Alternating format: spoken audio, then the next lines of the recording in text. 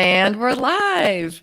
Hi, everyone. Welcome to another episode of #Event Icons. I'm your host, Sarah Crystal from Endless Events.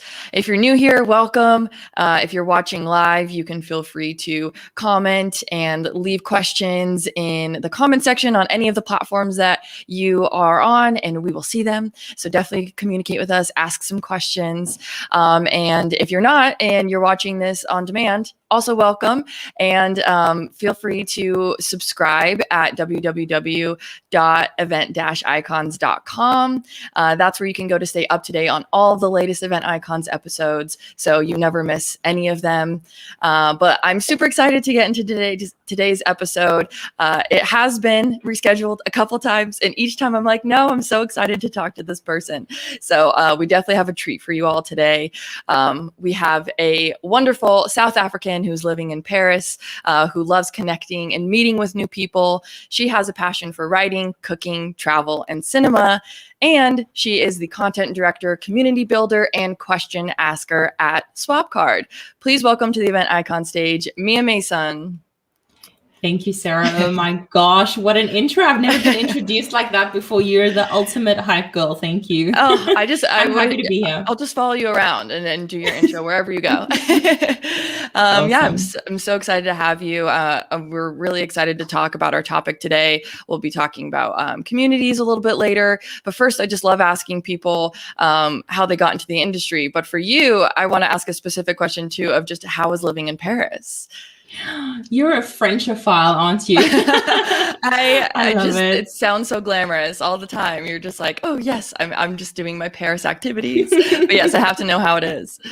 Paris is great. It's like such a beautiful city, but you know, it's been, I mean, how long has kind of lockdown been going on? Things are opening up now, but I've been missing Paris even, and I live here because we haven't been able to do restaurants and fun things. So I'm glad real life is coming back because I've missed drinking wine on the terrace in the streets of Paris. No, it's a beautiful city. Yeah, no, that's crazy. I totally, the global situation of the pandemic, it just hits home sometimes. We have a very international team as well, and they all give us updates on what's been going on. So hope everyone's staying safe in your area of the world. But then my second question, you have such an amazing position right now in the event space. And I just want to know how you got into it. I do have an amazing position. Sometimes I get imposter syndrome and I'm like, how did I get here? Who trusted me to get here?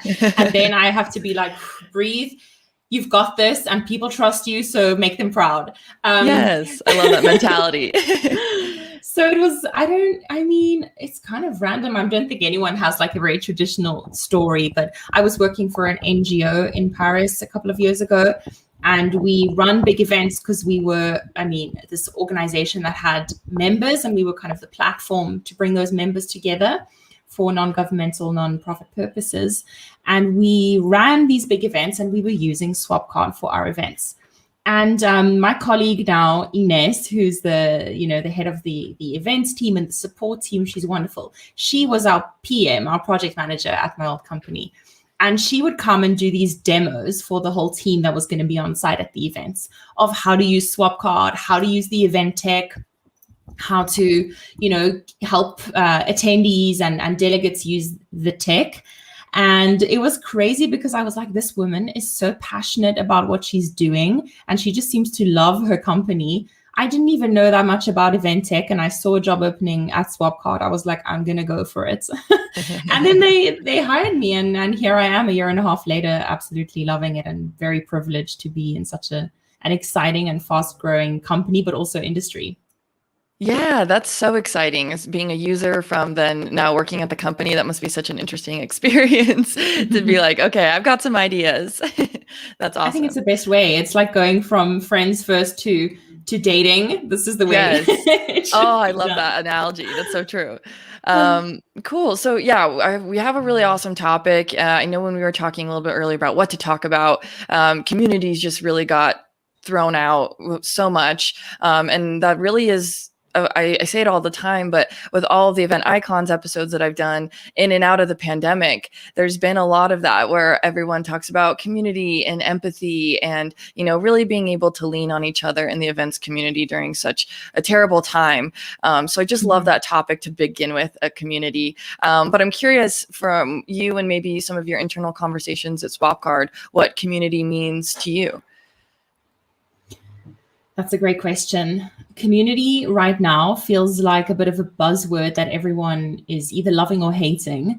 And it's tough to get away from that buzzword reputation, because it's not. It's a lot more. And we saw it firsthand when, for example, back in June, I think there was an event industry marathon kind of charity event that was run by Vitasis, and it was Doug Emsley, the CEO, that ran literally 5 kilometers every hour on the hour for 24 hours, which is insane. He's a crazy athlete. Well done.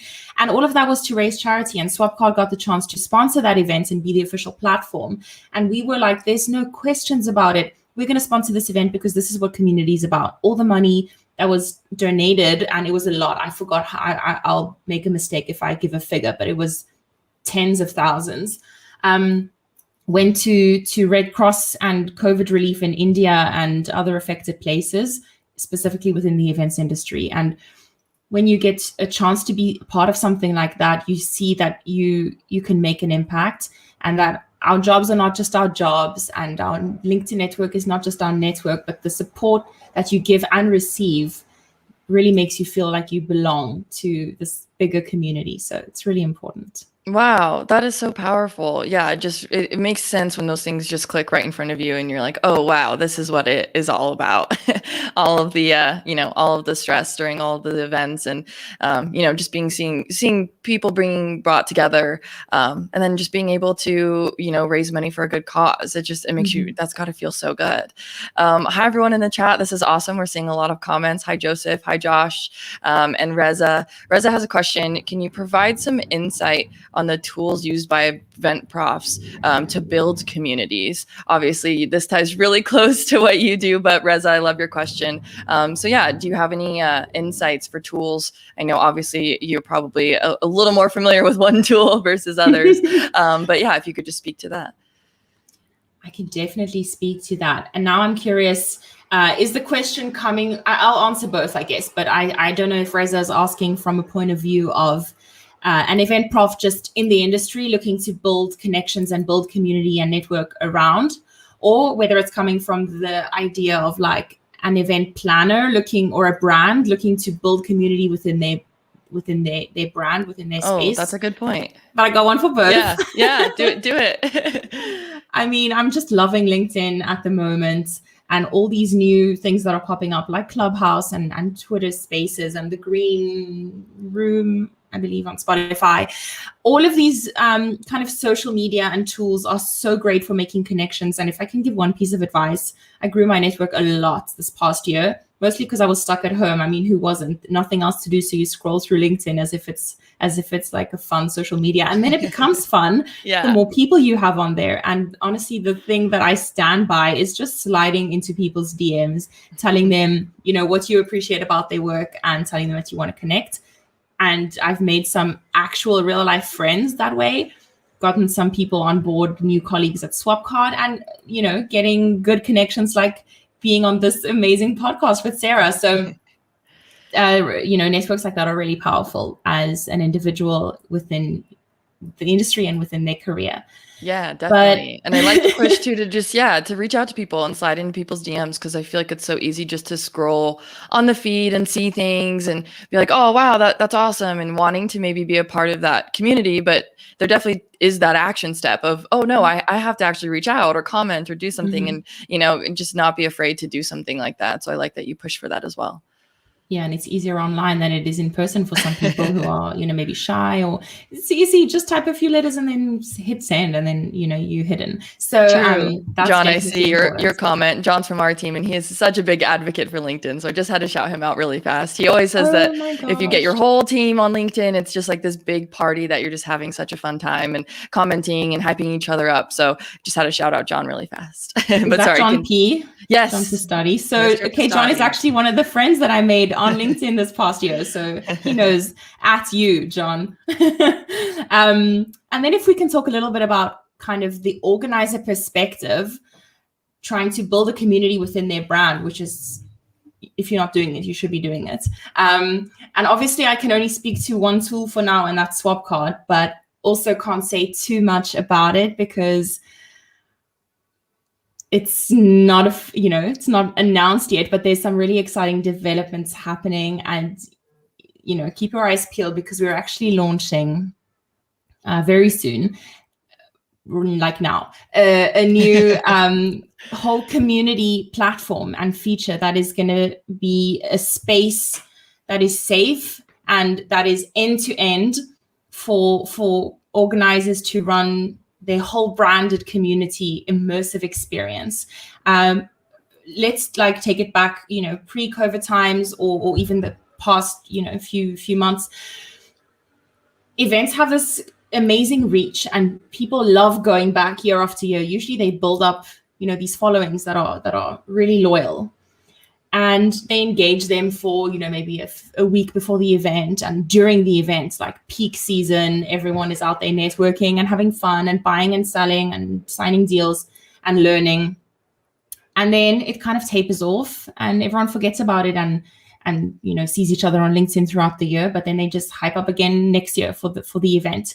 And that's fine for some events, but for most brands, I think there's a lot of value in engaging your community throughout the year. Not saying every single day. That's a lot of work. No one has time for that. But monthly or bi-weekly or even bi-month. I mean, there's a lot of different options and ways that you can do it, but it's important to build that brand loyalty, to make them not forget about your brand, and to deliver value throughout the year. And that's also a great way to grow your audience for your next in-person or hybrid event. So our new community platform is going to house one brand's different events in the same space. And that's going to be one big community that can then interact year-round. The idea is that attendees and even exhibitors and even speakers will end up using it almost like social media, like they use LinkedIn, but without the noise and the clutter around, with a very targeted community for a specific purpose. And it's going to be pretty open for commenting and making threads and social wall. And, stop me before I go too far, before I reveal too much. But it's a pretty cool tool. And I think it's going to be very exciting, and it's going to help a lot of brands grow and loyalize, if that's even a word, their audience throughout the year. Oh my gosh. No, that's so exciting. So this has not been announced yet. Are we getting like an exclusive Event Icons announcement from Swapcard right now? That's so exciting. I'm working on the announcement right now, like behind the scenes, but it's going to be announced in a couple of weeks. Awesome. Yeah, I definitely think that you guys hit the nail on the head when it came to identifying a need and just bringing communities together. We had Jim Louderback on here on Event Icons a few months back, and he was talking about the exact same thing for VidCon, of just, like a constant community where there's little snippets of, bite-sized pieces of, bringing people together throughout the year. So it's really exciting. I think it's kind of cool too that it works like social media maybe in a way, but also kind of filters out to hyper specifically your community. So yeah, that's really exciting. I know you probably can't tell too much more about it, but that definitely seems like a need in the community. So I'm glad that you all decided to fill that need for everyone. But to kind of dig deeper into these communities and maybe just looking ahead too of what these events are going to look like in the future. Our topic today, and that in part of the title is this even really an event anymore? So what are some of those fundamental changes that you think that we're going to be seeing as we move to that future of a more community-based event? So that's a bit of a provocative title, and it's a provocative thing to say. But I mean, what is an event by definition? It's an occurrence, right? It's got a starting and an ending date, and it's something that happens at a specific moment in time. I think the way that events or brands are going to be run in the hopefully near future is more like a state of being, a continuum rather than an occurrence. It's not going to be a happening. It's going to be happening all the time. I think we're going to move to a model of like 80% year-round online interactions. And I know people are going to say, oh, that's so boring. I want to see people face to face. But then you've got that 20% hybrid kind of, I'm not even going to call it hybrid. People are mad about the word hybrid too. I just mean, shaking hands, seeing people, but those that can't, they can still join. Right. Maybe simultaneously, maybe later. But the fact that your community will be interacting 80% of the year or 70% of the year online within a dedicated platform where they feel safe and where they feel protected, but also where they have great value and access, that's going to make the in-person meetings that much more special and, memorable. And also they're going to feel like long lost friends meeting up again. And not to speak even of exhibitors and sponsors in a virtual marketplace. How much time do they have to nurture leads at an in-person event? If they meet someone, they have like 30 seconds. Right. I'd say they even have 2 seconds to gain their attention or not. Whereas now they could have 8-10 months to produce tailored content and draw people in through this virtual community. I love that. Educational sessions, have different ways of different channels of marketing to specific people in that community. And so that way they'll be sure that when they get back onto the show floor and they see that community there, they're like 90% signed already. I think that's genius because it's not only good for the person selling too, but also just the person, buying. I feel like that person receiving the content, that's just a way more pleasurable way to be interacted with. You feel like someone actually took the time to get to know you and they, know your pain points and all the great marketing buzzwords that we could throw in here. But I think it is really exciting that, that's kind of even introducing a new way of buying and selling and a new way of exploring new ideas. And then when you get to that show floor, I just remember my first IMEX and it was so overwhelming and I didn't even know where to start. So maybe if I had, a little bit of time beforehand to prep and see who I wanted to go see and maybe make a couple connections, just as a young event professional, I feel like I always consider them to, the upcoming generation of event professionals. We're very savvy with social media. So I feel like it is a nice way to kind of connect and be able to kind of explore the future of events that way as well. For sure. And from the kind of buyer side or attendee or member side, as you were saying, it's a nicer way to be sold to, but it's also more convenient because you've got more time to vet your new like suppliers and sources. And you've also got this way of kind of comparing within one platform, whereas now they have to sit and do hours of demos with lots of different products. And I mean, you have to hire someone full time just to find suppliers who are out there and sit through demos and make comparison lists. But if it's all within the same platform and it's not only demos, but there's educational content and there's marketing content and there's actual one-on-one discussions, there's chat, there's video call, there's roundtables, there's networking opportunities, you become immersed in different brands and you've got a much easier way of deciding who you actually want to spend your money on. Yeah, absolutely. Oh, and I'm all about empowering the consumer. So that's exciting too, that, you'll be able to make better decisions. That's awesome. I did want to back up a little bit because I did catch something that you said about, just people being mad, just people being mad about the word hybrid. So I'm curious, just maybe some of those conversations that you're hearing, because I'm always very intrigued by the hybrid conversation. I've heard both sides of that as well, of just how we should be achieving the perfect in-person and virtual experience, and those should be the same. And then I've heard those will never be the same, and hybrid is not the future. So I'm kind of curious where you stand on that spectrum, because I definitely hear all sides of it too, and there's definitely no wrong answer here. So feel free to just speak your truth. Thanks. Um, definitely no one way to answer this. I think people are, I mean, not mad, that was just a joke, but people are confused and upset and kind of hating on the word hybrid because they think it, in my opinion, that it limits the possibilities of what their events and experiences could look like. But I think it's just a misunderstanding, because as humans, we need to define something and find commonalities in order for everyone to understand it the same way. First of all, no one understands it the same way. But we're just trying here. We're going through a very difficult time in the industry. There's a lot of growth, but there's a lot of uncertainty. There's a lot of people that have lost their jobs. And there's a lot of new models coming out of this. And you know, the way that we've been doing events for the past 20, 30 years is suddenly overhauled, bamboozled. And people are looking for a way to define this. I hate the word new normal, but I'm going to say new normal.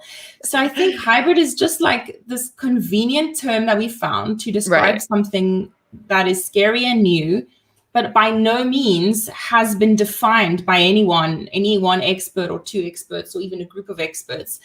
And what I think hybrid just encapsulates right now is the fact that there are so many possibilities.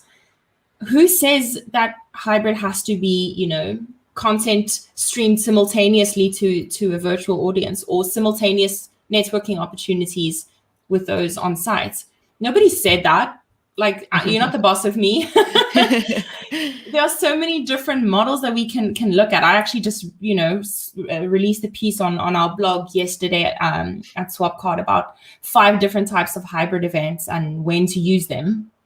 And that was 5. I could, you know, there's so many more that exist. It's like an infinite number of connections that you can make and design the perfect event for your audience and your exhibitors. That's all. Call it hybrid, don't call it hybrid, but be smart and put some virtual aspects in there, whether it's later, whether it's at the same time, because there's many, many benefits to it. It increases accessibility, increases the size of your audience, global reach, and it makes your event live on. I think it's so exciting too that you mentioned that, you know, it shouldn't, you know, be a limiting thing. It really can expand what your event looks like. When you're saying you have a bunch of models we have for ourselves, I'm sure there's millions out there from other companies that, you know, kind of thought of, okay, how could this look like? Rachel just left a comment: hybrid equals a mix of live and in-person types of events that can happen in the span of a year. Yeah, I like that kind of overarching definition of it, of just, like you said, no one said simultaneous. You can make your own rules. And I think that's probably one of the most exciting things about the industry right now, is that it is kind of a time to rebuild and make your own rules. So it's definitely, you know, it should be empowering and exciting for people. But yeah, I just had to ask that question because I feel like hybrid comes up all the time. And it definitely, you know, it seems to kind of be polarizing with event planners. So thank you for sharing your opinion on it. And then as we kind of wrap up, the thing that I really like to ask people is, you know, just kind of how you see the future of events. Yes, I know there's going to be a lot of changes in this one year, but I even want to just say 10 years from now, what do you think events are going to look like? Or maybe what's the core principle that you think will stay the same? Just where do you kind of think the events industry is going to go way in the future? No pressure. I know, it's a tough one, but definitely brainstorm. What's going to stay the same is that humans need to meet other humans. Doesn't matter the format or the channel in which it's done, but humans need to be a part of a community. So they're always going to have a need to network and make friends and see people. That's one of the main reasons people attend events and have historically attended events, is to grow their networks and meet new people. Another thing that humans are always going to have to do from way back until way into the future is learn. Industry specific or passion specific, whether you attend a cinema festival because you just enjoy, you know, that, you know, I mean, cinema in your free time, or whether you attend an industry specific event to advance your career, or whether you want to start a new hobby in woodworking and attend a conference or a workshop on woodworking. Humans want to learn. So educational content isn't going to change. It's always going to be there. The way in which it's delivered is going to change vastly, and probably every month for the next 10 years, with the rate at which technology is developing. Yeah. But networking / meeting new people / human connection and learning are two of the biggest reasons why people always have and always will attend events. I love that. And it's great that you bring into just like the human perspective on things. I feel like there's been a lot in this last year that just all got reduced to, this virtual online kind of person in a box type thing, but we are all humans at the end of the day. We have different needs, and even just like with the buzzword comment and the hybrid, it's true, we need, there's certain pieces of language that are important to us so we can communicate and all be on the same page. So yeah, I love that you have the human aspect in mind. But yeah, sorry, I didn't mean to cut you off. I just had to note that. I think it's so important. This is a discussion. It's not a monologue, please. Then you just touched on something. Oh my word, I'm going to forget it now. You mentioned specifically about the term.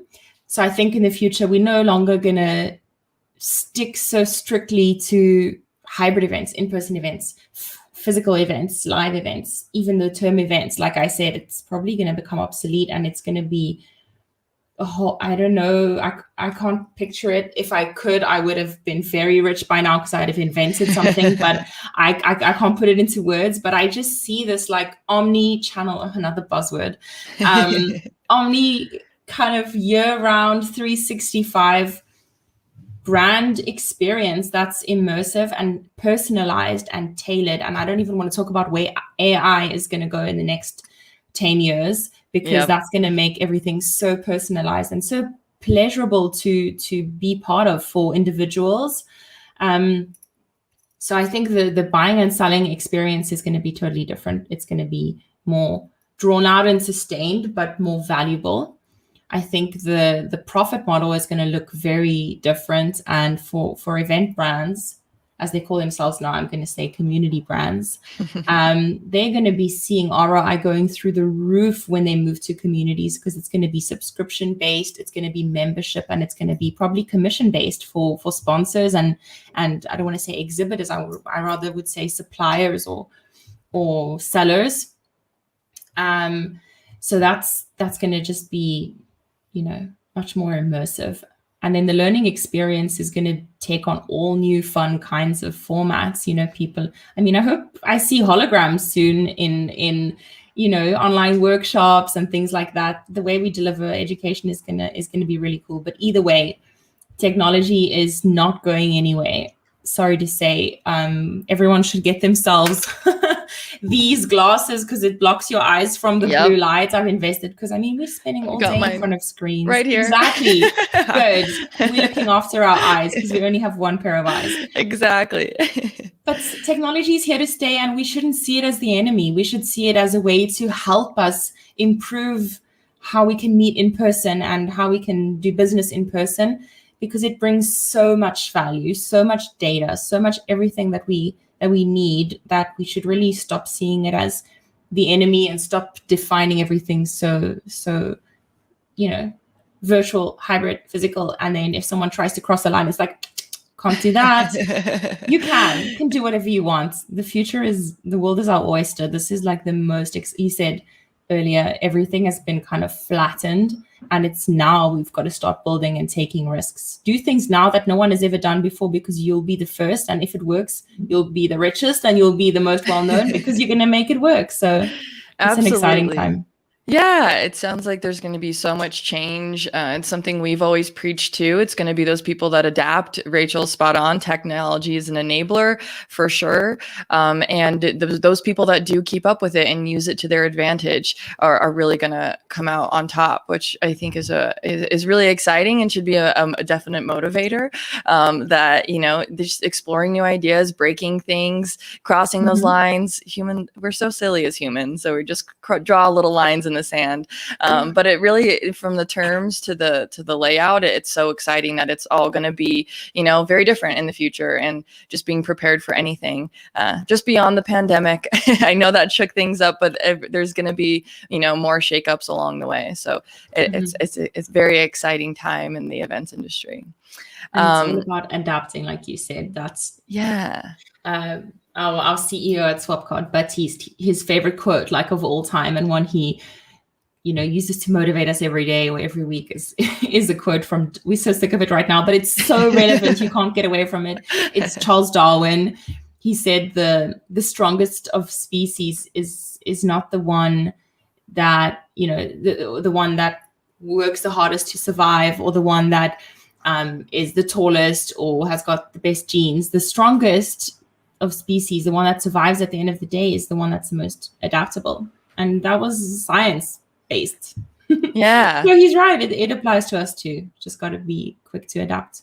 No, that's so true. Definitely adaptability. I mean, if you think about it, we are coming from the ancestors of very adaptable people. Because we made it this far in our lineage. So, we have that in us, and we have that resiliency and that grit, which is just really nice. And I definitely see that in the events community all the time.